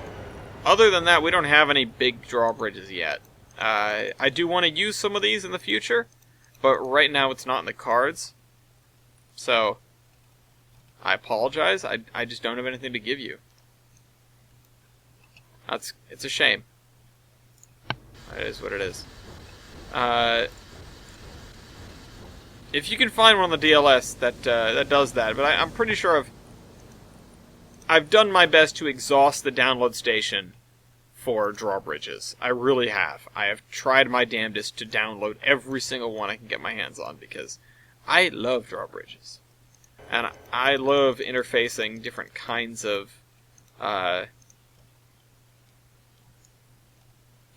transportation. So doing this and having these drawbridges, yeah, I absolutely want to do it. But I would want to find, you know, whatever you think is appropriate. If you write his name down and pick one of those bridges, I don't know how you'd identify them because they don't have names yet, but you can pick one. Or if there's another bridge on the map that you've seen that you want named, if it's, as long as it's not one that already has a name attached to it, like the RJ Canyon Bridge or something like that, or the Doe Cliff Bridge, which is the Poughkeepsie Bridge there. As long as it doesn't have a name already attached to it, I'm totally game for naming a bridge after your great-grandfather. I want to know, did he serve? You know, tell me more about him. I'm interested. You have my attention. So, I apologize for taking so... actually, I suppose you only posted your comment 5 days ago, so that isn't that long. The anonymous P-51. Did he fly P-51? Great-grandfather. Yeah, I mean, I guess that would be the age these days. My grandfather is in his 90s, and he missed the war by that much.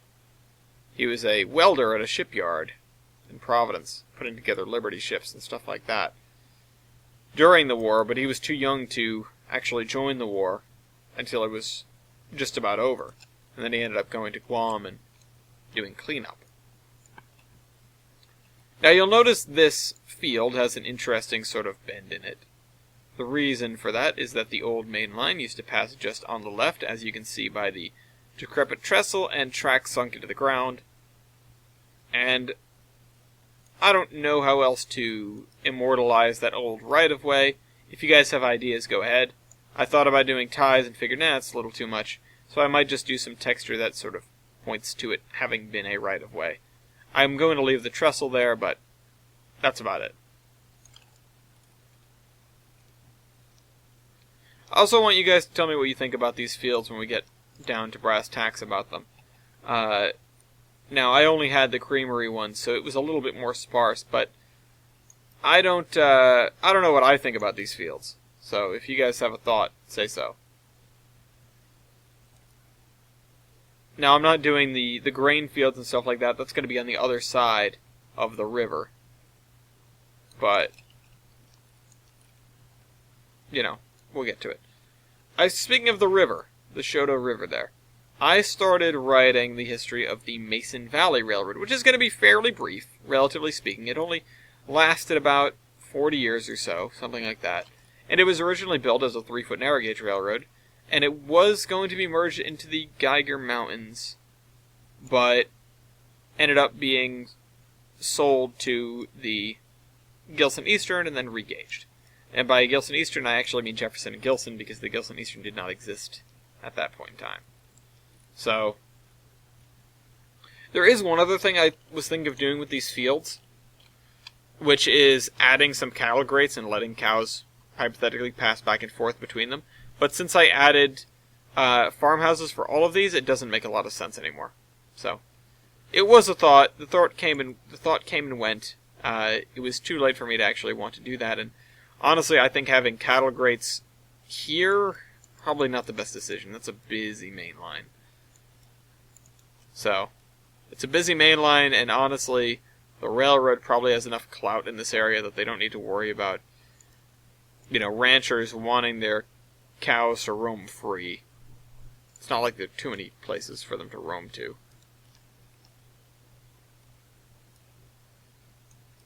So there's a little rise here. I think I'm going to preserve that and put some trees on it, just like the rise over there. There we go. This little drumlin-looking thing, even though it's facing the wrong way for a drumlin. Forever will drumlin be immortalized in that One Iron Horseman episode. And I only have my college geology professor to thank for that. Which also, he's kind of the reason that I'm hooked on this whole, the terrain has got to be right sort of thing. He wasn't ever much a stickler for anything, but he, he was a very interesting individual. I'll say that. His name was Bop, so that should tell you something about him. I mean, it really shouldn't. It's his last name. He didn't even, pick it. But, nobody even picked it. But it does tell you a lot about him. He fit his name. Maybe he grew to fit his name. Maybe his name grew to fit him. We'll never know. He retired. After 4 years of saying he would retire, he actually did it. Here we go. We finally made it to the farmhouse at this end. I didn't put a farmhouse at the other end, right? No, I didn't. It's a long and thin plot of land. It's going to be interesting to put grass on it. By interesting, I mean, oh God, kill me, please.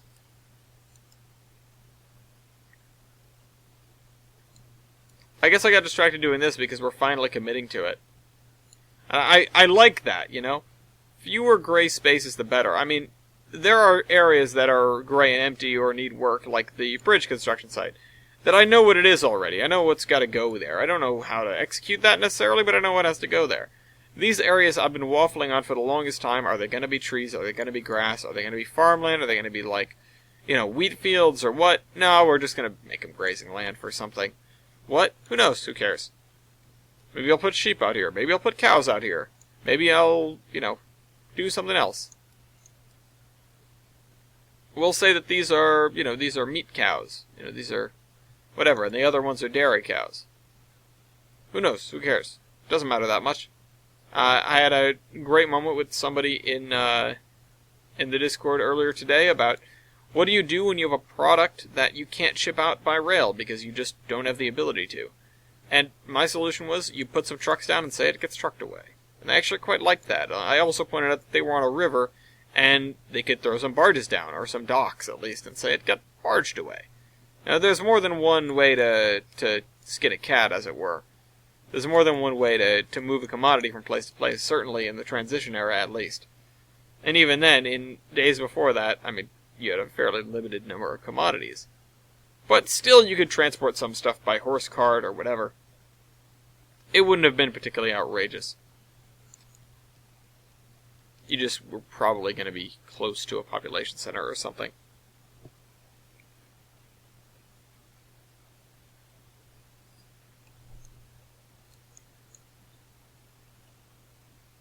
See, this is the area where I would want to put some cattle guards or something, because the cows from this plot could go into here. But I think I'm probably going to leave this trees, and I might put a farm here, but I don't know what kind of farm. Probably not one of these grazing farms. Probably something like a wheat field. I don't know. We'll have to see.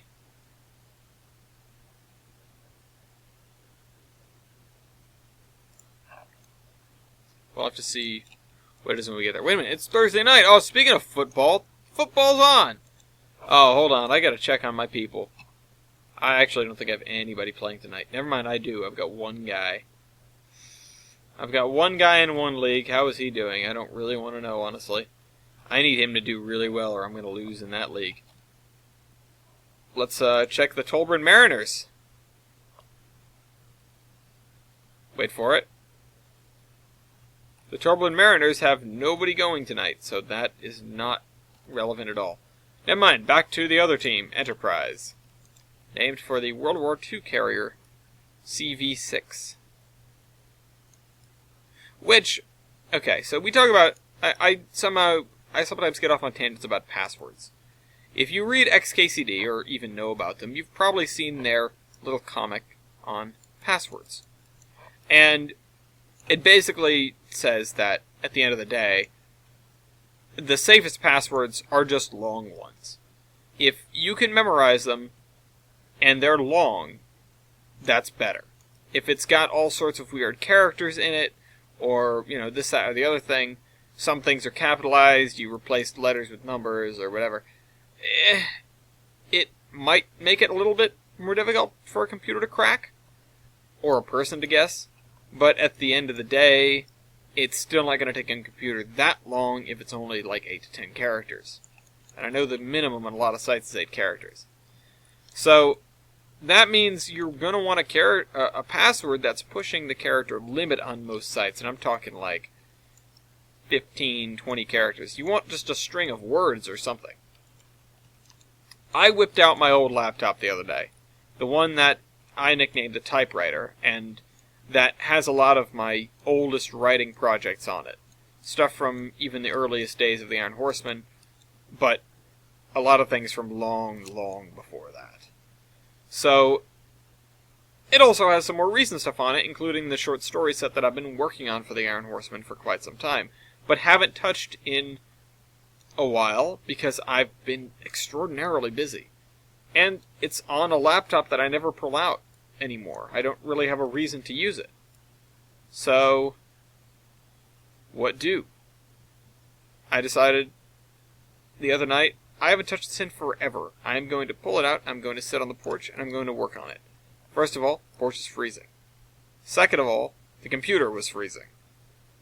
But before I even got to that part of it, I could not, for the life of me, figure out what my password was. I had to create a bunch of passwords for work, because they make us change it like every 6 weeks or something like that, or every couple of months. Boy, is that annoying. But I've tended to make fairly strong passwords because I stick by this length rule. Now, that doesn't mean I'm not including things like special characters, but it does mean that I'm going for something that's longer. Sometimes several words long. Sometimes it's a whole sentence. But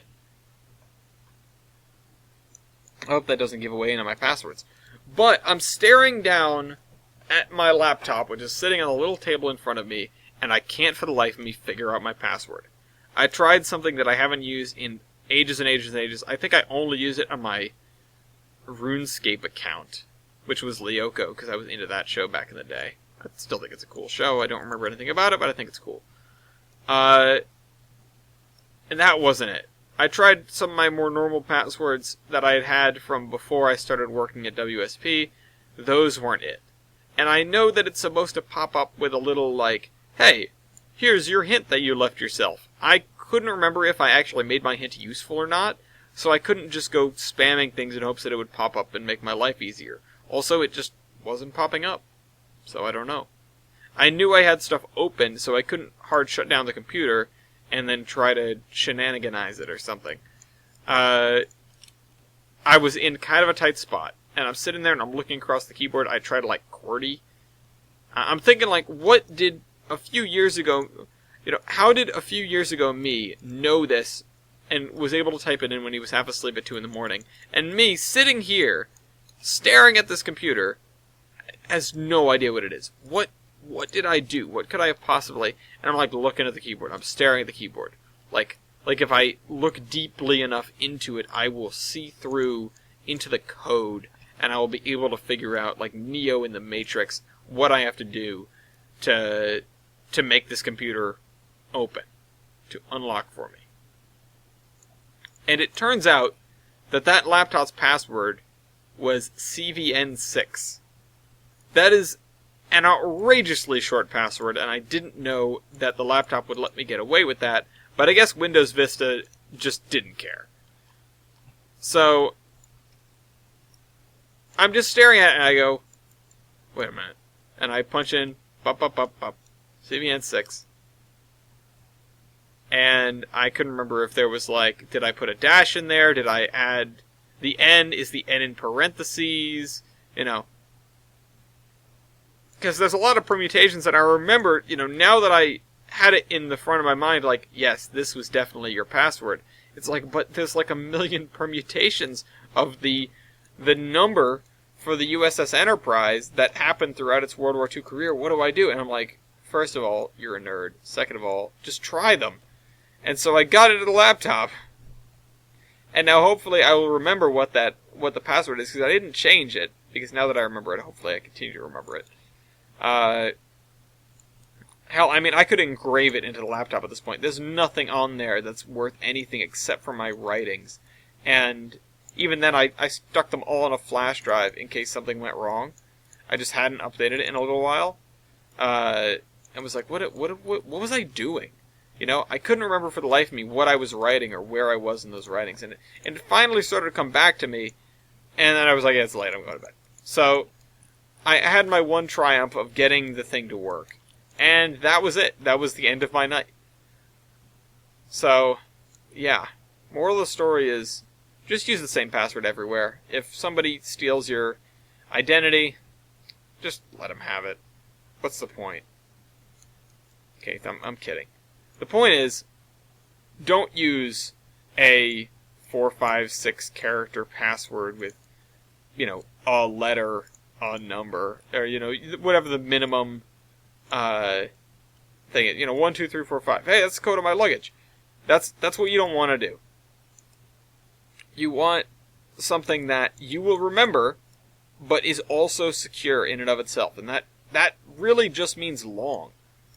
Length is the greatest secure. If your boss says, or if your web provider says, No, you have to have a number and a symbol and whatever. You can include those too, but make it like long password number exclamation point. That way you won't forget where those numbers are.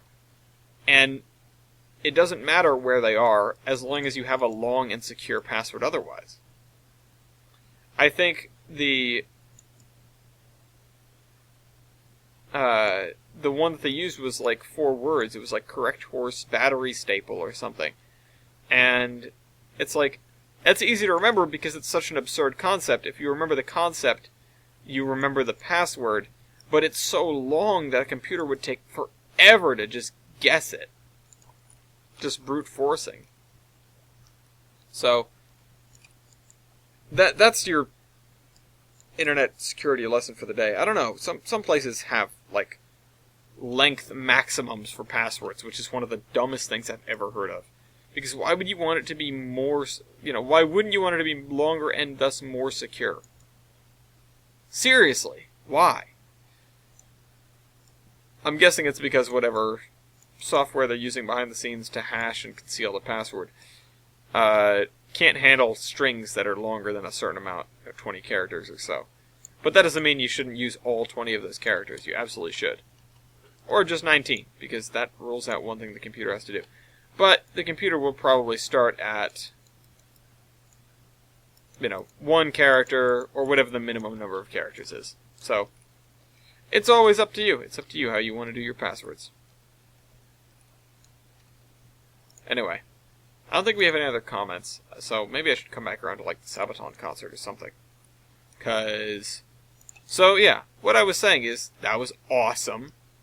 They played mostly stuff off of the Great War album, of course, because this is the Great Tour. It's to promote that very album, and of course I walked out of the show with a copy of it, because I didn't have it before, and now it's sitting right here next to me, and I just put it in my iTunes, and I'm looking forward to putting it on my iPod and rocking out in the car with it.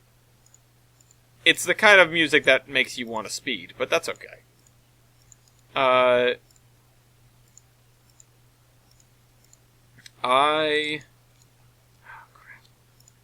Yeah, so they started off with one of their all-time heart-poundingest songs, which is Ghost Division, about Rommel's tank corps in World War II, basically, and just how damn good they were. Then they went from that into... Oh god, I can't recall exactly, but they went pretty quickly into, Great War album stuff. 82nd All the Way was a highlight. Of course, the Red Baron was a highlight because you got everybody singing Hiya! If you guys don't know these songs, that's okay. I mean, heavy metal is not for everybody, and I don't recommend that you just run out and watch, listen to them blindly. That said, if you do want to get into them, the Great War album, which just came out, and that I'm talking about here, is possibly their best album, full stop. It's been going crazy, relatively speaking, for a metal album on the charts, and it's just hit after hit after hit after hit. The first song isn't so great. It's The Future of Warfare. I do like it, but it's not as catchy as some of the other tunes on the album.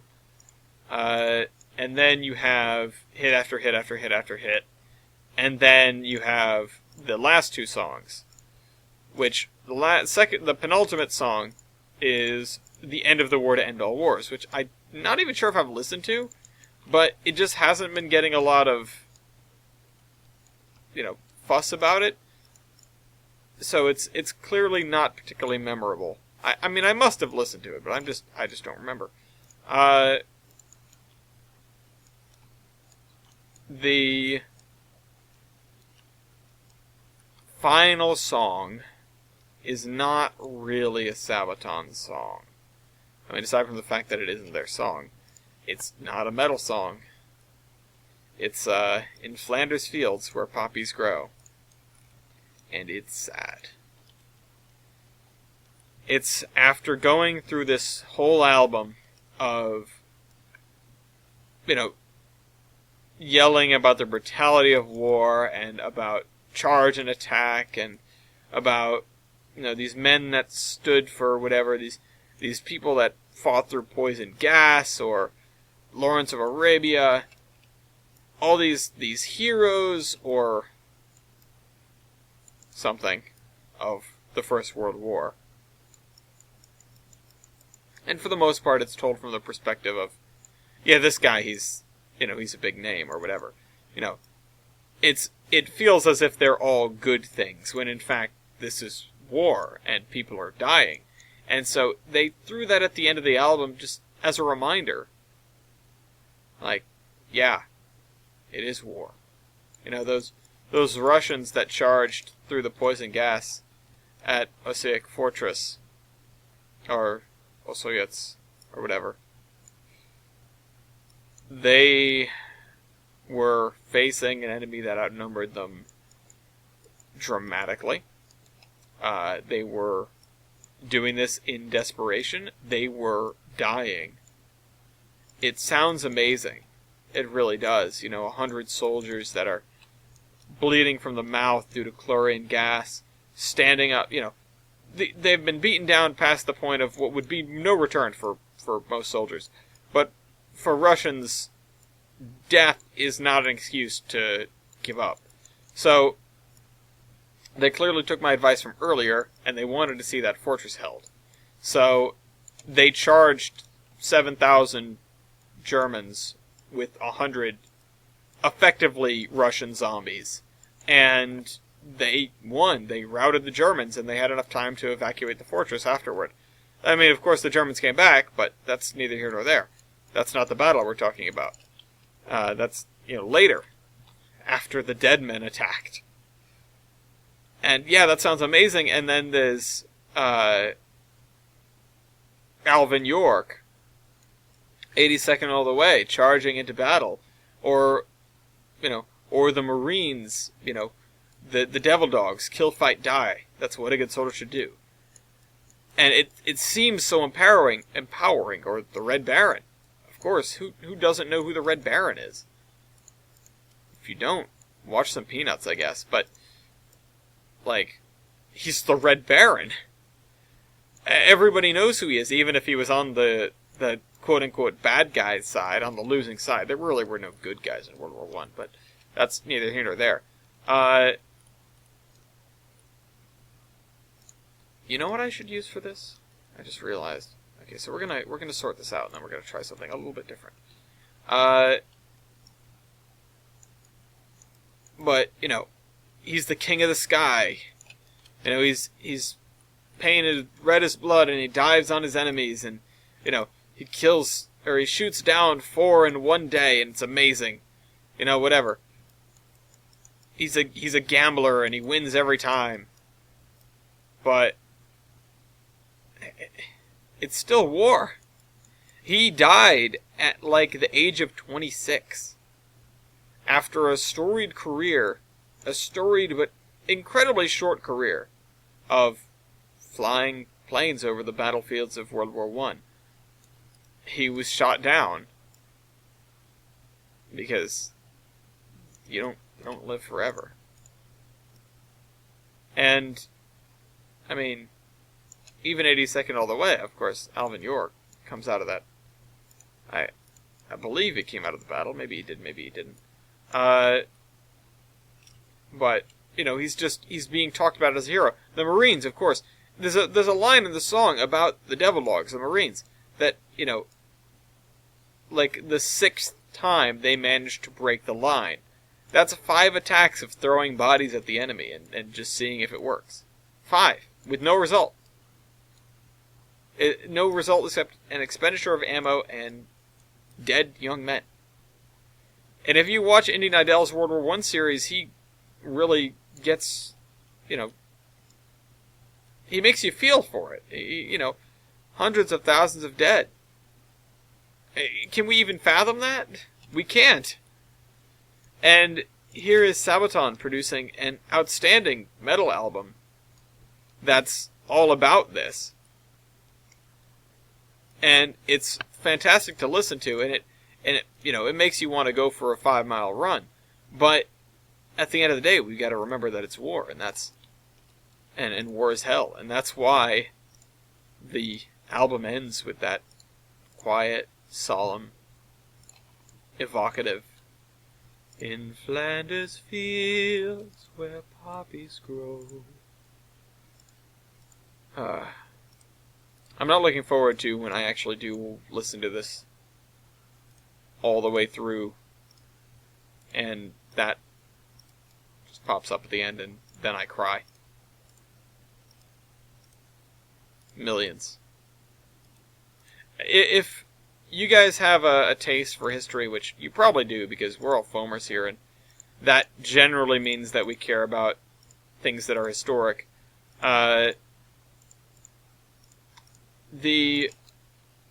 like I said, the Great War, the channel on YouTube, which still is producing content, despite the fact that the main series is over, provides an outstanding, and I mean truly outstanding, breakdown of the First World War week by week. And in some cases, even in tighter increments than that. But it really is incredible to think about. Anyway, sorry to get all depressing on you guys. I went through politics, I went through promoting other random YouTubers, I went through depression, so normal run of the course for an under construction. I just had to get it all out of the way because we haven't been on in a while. So, there's that, got that out of the way. The show was incredible, the music was fantastic, the energy was just unbelievable. People jumping and singing, and, there were a couple of even little kids in the audience, one of whom got to go up on stage and meet the band, and they were like, "Is this your first metal show?" And you see this 6.5-year-old turn around and look at his parents like they know the answer. Is it? I don't know. Is it your first metal show? Turns around. Unbelievable. Started off with a little educational video about U.S. involvement in World War I, which ended in a USA chant throughout the auditorium, which was kind of cool, but also kind of ridiculous because we're chanting USA at a Swedish band. But, whatever. They knew what they were getting into when they put that video up. So, sure, why not? And then just hit after hit after hit after hit. It didn't end. It didn't stop. It was so good. And I was so tired by the end of it, and my voice hurt so much. But it was 100% worth it. The tickets were like less than $40, and I would go again in a heartbeat. In an absolute heartbeat. So, Sabaton, if you're touring again, I will promote the hell out of you. I'll do it. Anyway. Okay, let's do this. Not that anybody that listens to me would care, or anybody that listens to me in the first place. So, oh well. Oh, damn it. That's a bad perspective. There we go. Still looks a little weird, but we're getting there. I don't know what else I would add to this picture. Maybe some cows. I guess. Uh-oh. Somebody pinged me.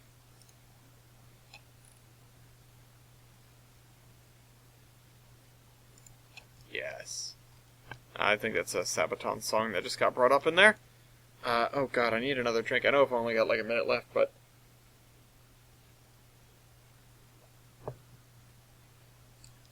It's going to be one of those episodes where we're coming down to the wire and I just lose I lose the ability to talk. Alright, so let's cover up these little gray areas and call it a day. Because that is about it that we can do in 2 hours. I mean, we did a lot, at the same time we didn't do a whole lot. At least I got to answer the questions. At least I got to work on Tolbrand, which is what I came here to do. And on the bright side, we pushed forward the scenery along the main line from about here to about here, and that's about a mile.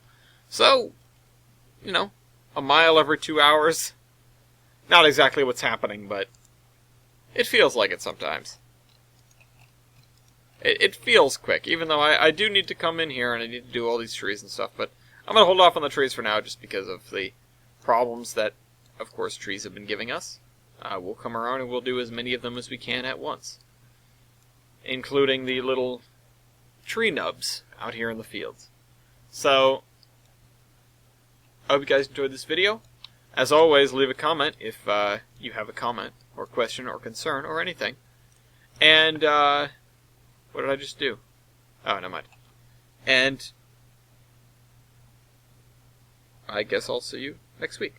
This is the Admiral, signing off.